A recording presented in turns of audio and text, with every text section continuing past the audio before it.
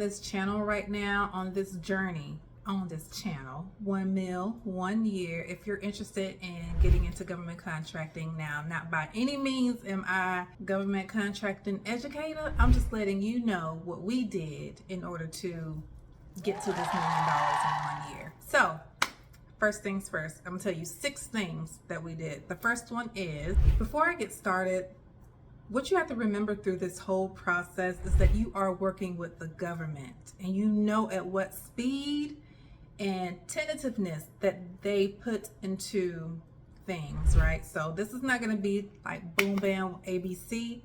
It's a strategy, okay? Now, we can get started. After we registered Design Show Marketing the very first time with sam.gov, it kicked back 3 times. I asked them what was going on. They said go back to check with Dooney and Burke, that's a purse, Dun & Bradstreet, about what's going on. And then they said go check with the IRS. And you know, anything with the IRS is just, that's going to take even that much more time. So come to find out that our business name, Design Show, was different in each of the agencies. So the IRS had Design Show Marketing, Dun & Bradstreet had Design Show, but I was entering in Design Show LLC into sam.gov. Once I got the business name lined up with everyone, boom, boom, boom, then we registered for our cage code, which there's more hiccups there as well. So the IRS, again, they wanted to verify the EIN number, which they may call the TIN number, TIN.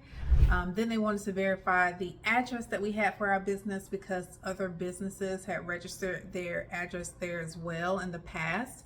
So we had to clear that up to say that we were the only ones. But once we did that, then we were issued our cage code. So honestly, the time that it took for us to receive our UEI and our cage code was about 2 months. Next, I set up a meeting here. I'm in Atlanta, and they have the Georgia Tech PTAC, which is the Procurement Technical Assistance Center. Now, it's a great entry point. It wasn't mandatory, but I like to network and meet people in this government contracting space. And anyone who can help Design Show, I'm all for, right? So I made an appointment with PTAC and met a really nice lady named Susan, and she just really kind of helped me to understand what I was about to get into and to do those beginning steps, like knowing the agency you're going to target, creating your capability statements, and then choosing your NAICS codes. And that's what we did next. I do want to mention that PTAC is a free service by the state, so, and they offer it in a lot of cities, so make sure you check that out. If you don't have anyone helping you, they can definitely guide you and open a door to the next level, which is what they did. And I'll tell you about that in another video because it really gets good. Next, it was time to determine our NAICS code. So now what I had to do was transfer what I was comfortable with, what the company is great at, into a NAICS code so the government can know what we can do. You know, they attach a number to everything. So Design Show primary NAICS codes, I don't know them by heart. I think it's like 541810, which is advertising agency. That's our main NAICS code. And then after that, we have marketing consultation, web design, trade show and event organizers, and it's one more, but I forgot. But all we have is like 4 or 5. Now, some people have more, but that's what we're comfortable with.